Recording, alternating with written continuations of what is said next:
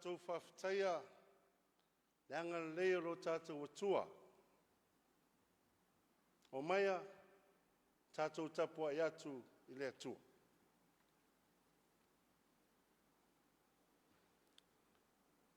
I outou sa vavali i le valaau, ua valaau inai outou.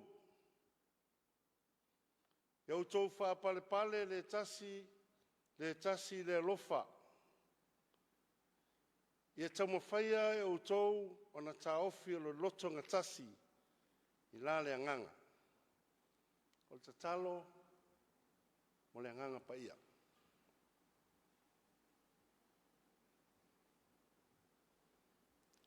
E le ato atoa la mātou sauninga nei. Pe ale se anoa le whatasi mai o lo anganga pa ia. E tauto luaina lo mātou nei vai whale anganga. Papatisoina i mātou taito tasi e lo nganga pa ia. A mātou whaasanga atu ia te oe. E ala i la mātou whaasangi.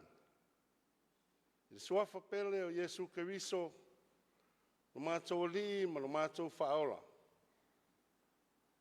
Amen.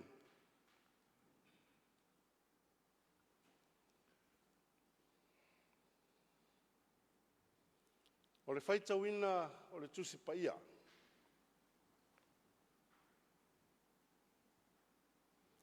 O le autu o le au leo i le vai aso nei. Whaapea.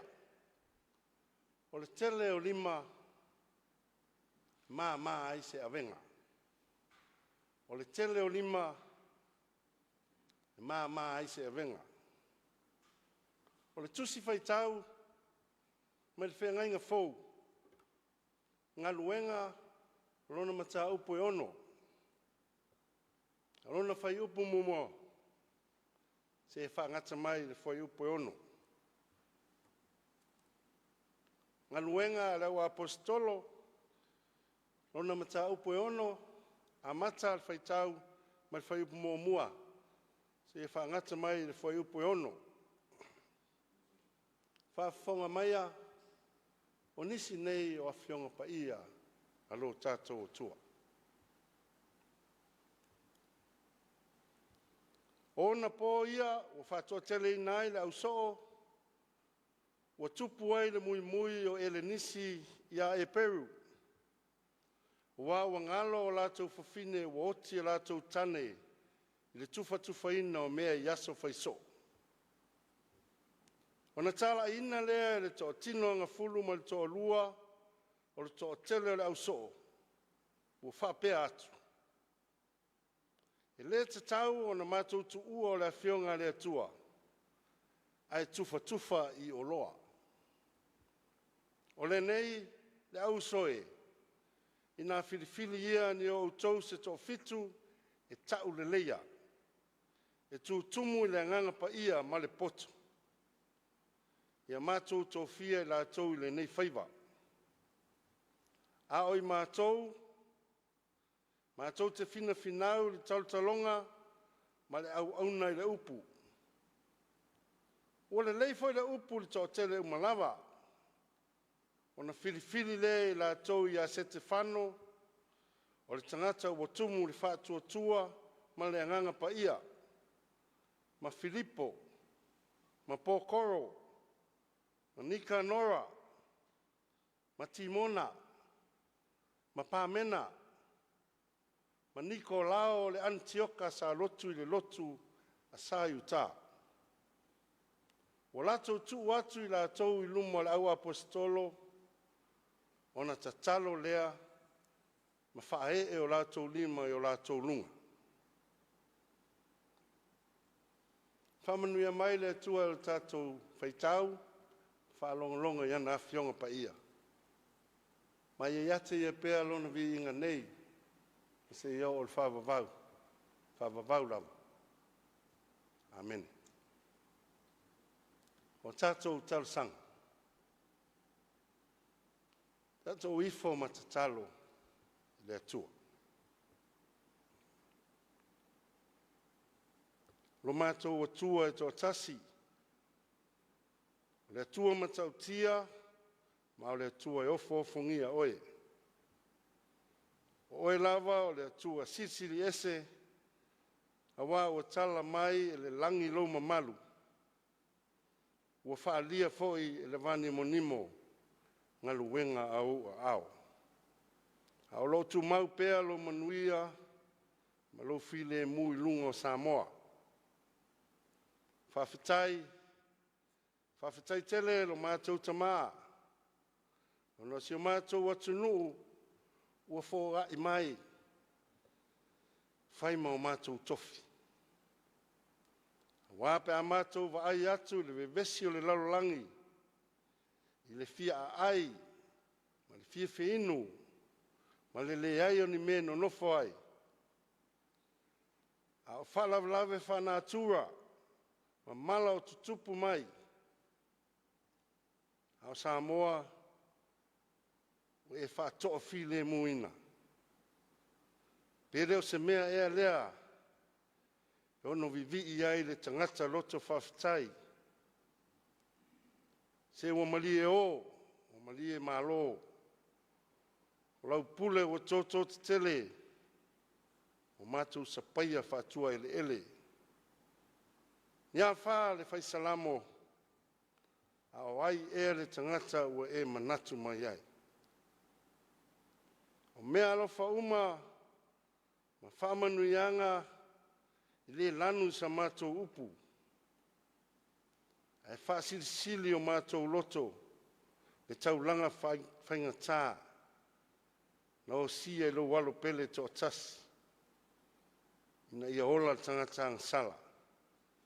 Ma sauwhanga atu ai le ola e whaavavau, i le mālo ue e saunia mo lau whanau whatuatua. Ai panga lea, e ui i lo lofa le atua, ai langona lava le masiasi, ma le ngau i e tutu la i atu i o luma, ono i mātou o se whanau o sili, ona le tonu i luma o lau sila whanga. Whamangalo i mātou, whamangalo Samoa, a mata mai i ona tai. O a vea lo lato fe vahai, ma fe ese a inga, ma mafua anga o fe misa e ei tangata o le atu nuu. Te whamangalo le pulenga ali i ma whai pule o i tu malo, pe a whai o whale tonu la lato whai unga, a wale nofo le lei o tangata. Se whamangalo tai o le ekalesia, le ato toa, lo lato inga lo lafu mamoe. Ai maise le ola whaleanganga o tangata lo lotu. Se whamangalo whanau ma le malosi o le nuu. Pe a whai ua pupu tele o lato mawhau i le suamalio le lalolangi. E whatuatua na i oe ma lofi na ngalo. A vea ia le toto pa ia o Yesu Keriso, lo mātou a li whaola, na malingi lunga sa tau, whaamamai nai o mātou wangsala. Le atua tali mana oe, o le atua o le alofa fua, ma le alofa muti vale, mātou te tatalo whapitoa ma si o mātou watunu o Samoa. Ia e alofa ia tu maure to file mu. E peo na fina wa ia ai e mātua, wa lango mai ti sa. Ia lima tai ina e lo wanganga pa ia, fai unga uma tai o se o mātou mālo e fai. Ma ia lato manatua. E a fia le atunu a toa, ma tangata lau tele nei, ma a Taeao.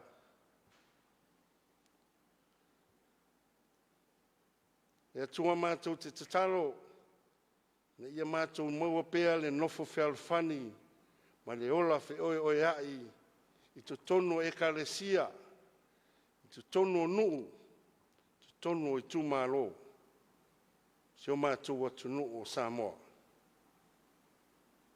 Ia mātou I lo na ngā lulue whaatasi. Ma loto ngā tasi. E peo na tau mawhai mai iai le au tū, o le au leo I le nei vai asu. Talo sia ia mātou talo sanga ta ma tina mātutua umo Samoa, ia lofa whaafualo ina lo lātou soifua. A wāi lātou wa whai ma whauwhautua to tonu a inga, tonu nuu, tonu e kālesia. Manu ia tupulanga lalo vaoa o nuu mai kālesia, wāi lātou li luma nai o so se atu nuu. Pui lātou mana mata poto le ali o le lalo lang. O nisi nā o mātou te talo, whaatasi ai ma mana onga lilo o tangata lava ia. E tua mātou wole mala au tuai suafa pele o lo mātou wali. O Yesu Keriso. Amen.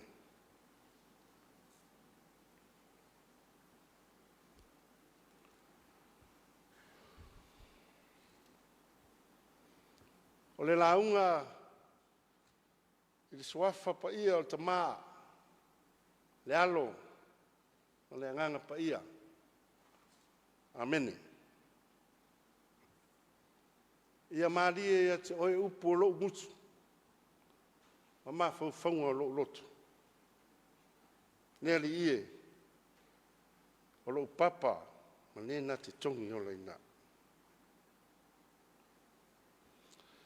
O maa whauwhaunga whale anganga, o maia me le au tū, o le au leo le nei vai aso. Whapea. O le tele o lima, e maa ai se avenga. O le tele o lima, e maa ai se avenga. Many hands make light work.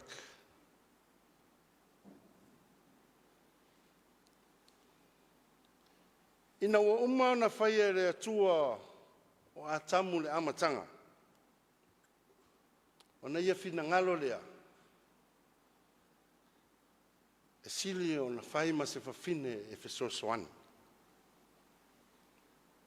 Ua sila fia leia le atua.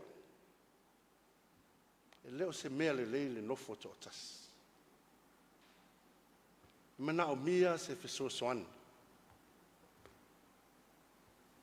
E sili atu tangata e to'olua I lo to atas. E sili atu fo I lima e wha I lo lima e lua. I to tonu so se ekalesia, po se whapotonga, po se nuu, po se atu nuu fo. E mana o mia le ngā lulue whaatasi.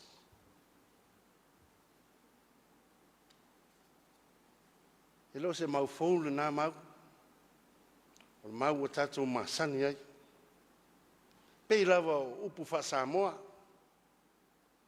O le tele o sulu. Mau waifi ngota. O le tele foi o popo.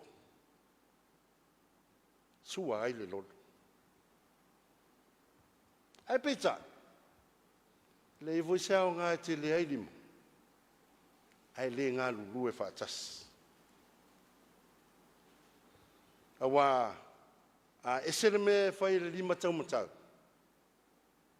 Ai ese foi le me mana o le lima nga vale fai. Ona fetai ya ilea. Mane manuia. Ala tus fai tau la leo vai asol nei. Pe on tatou fai tau wini. Fa mai o le filifilia o ulua I te akono. O le ekalesia Jerusalema. Ai fa mai na to tongo ha ele manatu. Ono se fe ese inga na lia e ifo. I le vao tangata ele nisi. Ma tangata e Peru. O tangata ele nisi. Po Hellenistic Jews. Fa mai o tangata e Peru nei na whana nau. I atu nu I fafo atu o Jerusalema. Corinito, o Roma, o Eleni, ia ma asia I titi. Feola I whawhoi atu nuia. Lea la ua toi whoi atu Yerusalema. E whoi atu la Yerusalema.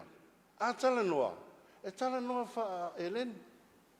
E ofo I la tau wanga ma winga. Ma la tau ofu. Ma la tau stars. E wha Elen I uma. Tangata nei. O wha ingoa ina. O le diaspora. O te whatu sa ina le waitau nei. E fol diaspora wha Samoa. O tangata ia ua atu I New Zealand, ma Australia, ma Amerika, ua whiola ai, ma whananau, la tau whanau. Toi fwoi mai lai Samoa. Ia tātou te whalongo ina fwoi e.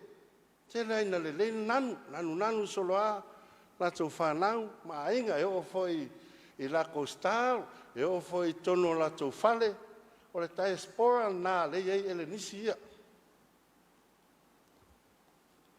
O tangata e Peru, o lo tā ua tala. Mai o tangata la ia sa whana nau lava I te tonu o Yerusalema. Whiola I tonu o Yerusalema. A tala noa foi, tala noa lava le whaaiutaia po le whaaramaiki. Le ngangana le sa tau tala aima, whetala I Yesua ola. O la tau whaila ia. E tele lava ina ola leo langa whaaiutaia ma leo langa whengainga tuai. And whai ono whapea old-fashioned Hebrews, or hardcore Hebrews. Wa mai nei se senga. O mai nei e tau whaamalamlama atili ai, le mafua anga, o le whaafita auli rau tūla I mai tono le ekalesia. O le mea ua tupu whapotonga Samoa. Ua tupu, maola, so longa le lei le alo le ekalesia. Ua wa ai me le fili, ma satani. O le mea ese le luifo le ekalesia Yesu Kristo. Tau mo whai lo esu ese awala whaleanga. Ale ase isi awala sili atu, I lo le whao ngā le waiwainga au pito I whaingo fie o na whaia ina ai le tangata. O le mata pea pea I le tufa ina o loa. Whaatasi e ma le ese senga leo tangata ele nisi ma tangata e Peru. Whaatasi ai ma le ese senga o tangata maumea ma tangata o lo taua loa I society.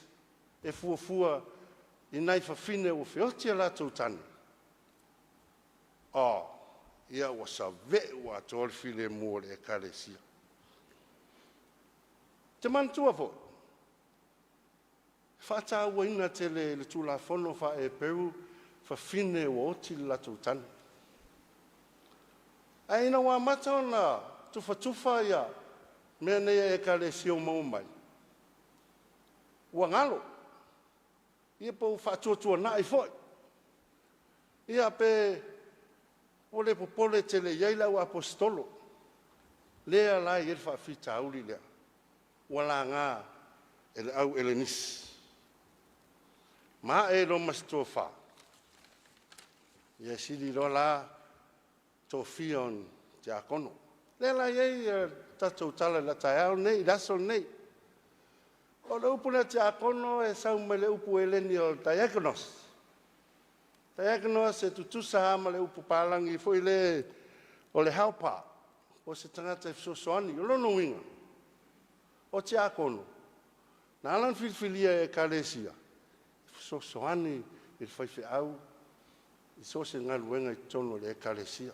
Fisosoani le ati na e o le e kalesia. Ai le so ona filfilia la. E iai inga. E iai criteria na au mai le au apostolo e tō whia ai. Ma o ai inga nei, na ia tātou whātau ina. I lo tātou wala au ina I tō tono e kalesia, o nuu, mātu nuu. O mea mua lai whai upo tolu, whai mai. So se isi e te akono, ia tau le leia. Ia tau le leia, whai tau whai upo tolu. So se isi e te akono, po so se isi e whaauina e whai se tiute i tono le karesia. Ia tau le leia. Ia le leile a mio. Ia mamale ingoa. Ia le leile reputation. E le ngata i tu tono le ainga, a tu tono le karesia. A o le atunu o atoa. Le ase mana ia o le masau atu me le pelau e pae. Ai whalonga tu whape mai sesi. Mana ia le pelau e pae e whasiawa. E leo se tau le leia le mena. Ai a, e whai atu e whai mai le te talo le aretu, e whai mai. Mana ia te talo le aretu, ai ngau i maumanga ana. E te tau ona whai ma whaataita inga le leile e karesia. E alfia whai au ngā sā, e alu whai ko, kala ko lua whai whai au lunga Facebook. O mea nā, e le te tau o na whai e stangata u whau ina. Ma ia tau le leia oe, i so se tiute wala o ina ai oe. Numero lua, whai mai, ia tutumu i le anganga pa ia ma le poto. Ia tutumu i le anganga pa ia ma le poto. So se tasi lava e tumu le anganga pa ia, i le whawe vesi tono se e karesia. E whai ma le ami o tonu lonto whinga. Aisea, ua ia i loa lo sila le ali. E wha moe ma wha lango le musunga le anganga pa ia. E whai ai ana whai unga e whai.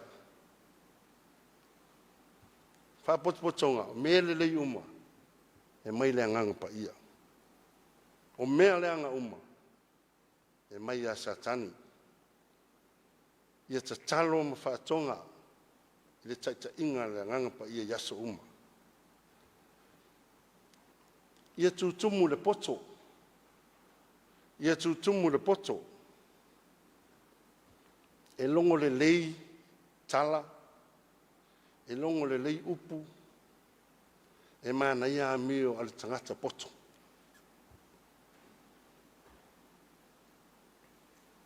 E longo fie foi tanga matala ale vale. Langa whanau tangata whai mai e whawhanga i upu.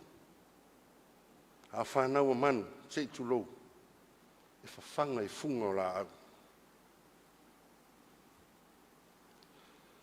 E tū matila le tala nei le fōina e whawhita auli e au apostolo.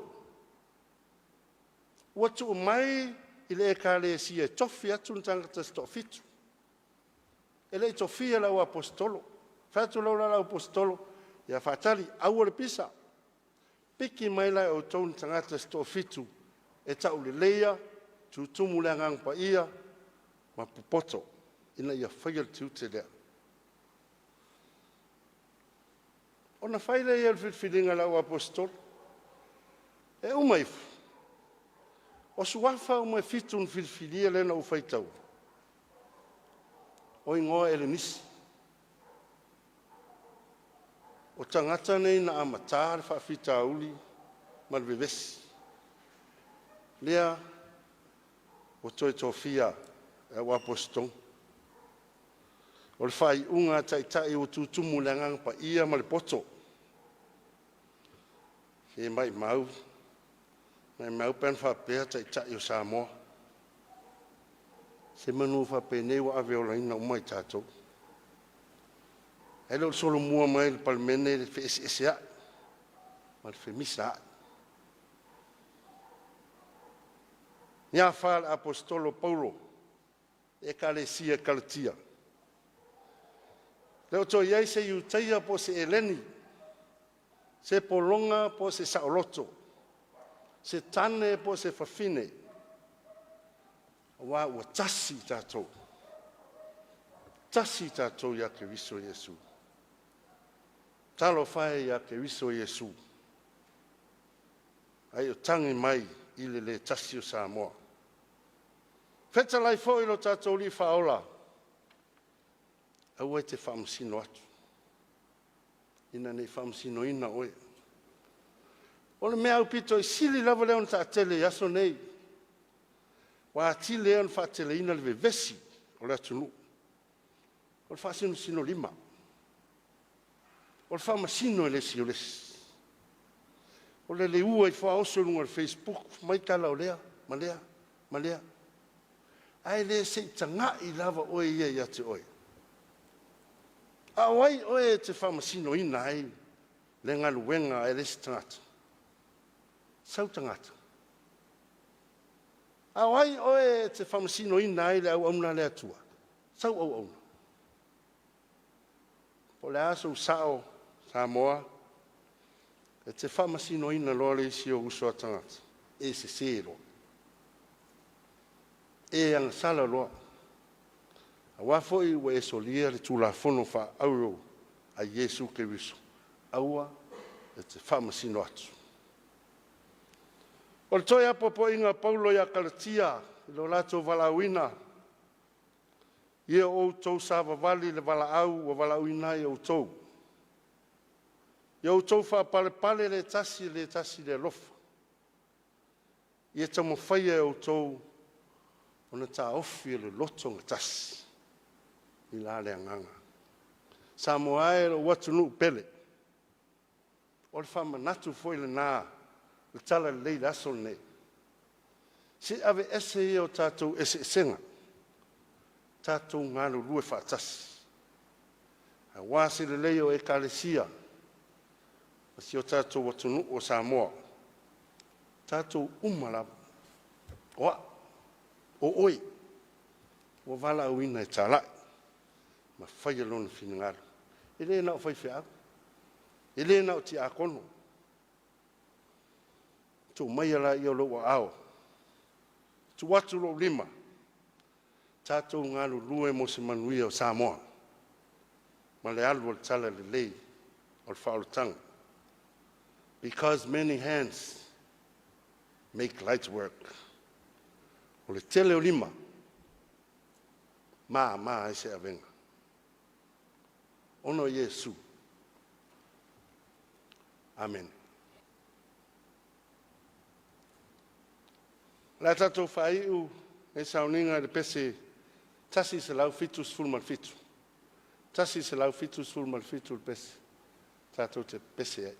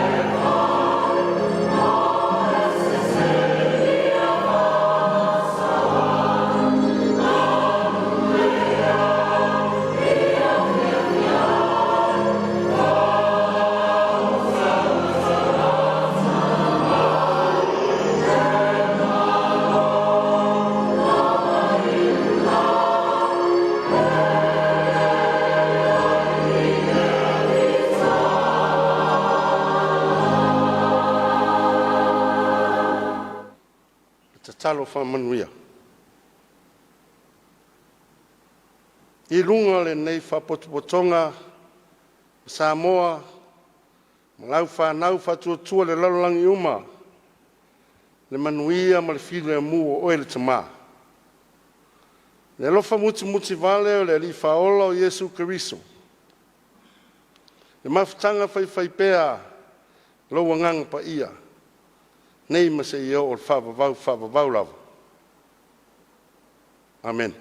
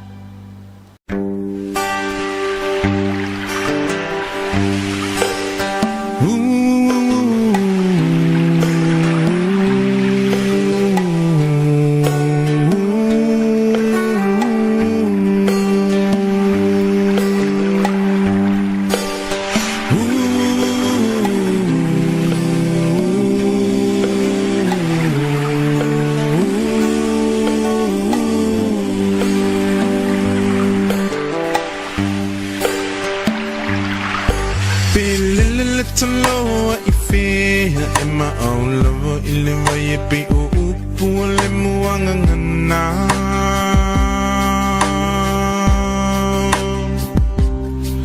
se ilunga ete mo ilo fala pe malulu te mo e mafana fana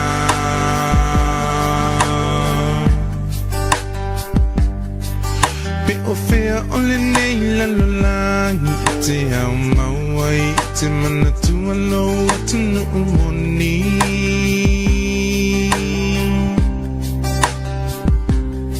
se ilunga ete toe fo i mai ile lau ile na fo i mai ile tua fai mo tofi Oe Samoa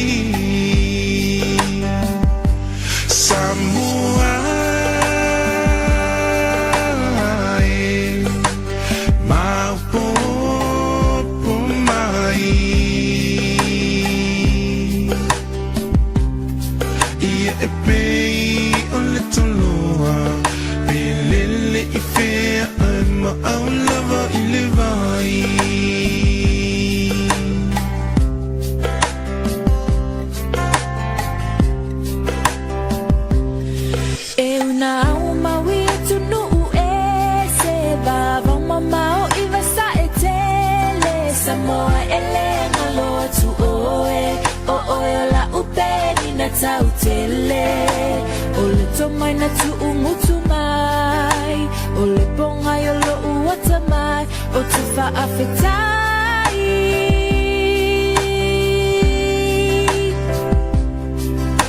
o autumanai awanga fa alo so o setangata lea la leo lo umita mita benina oil pase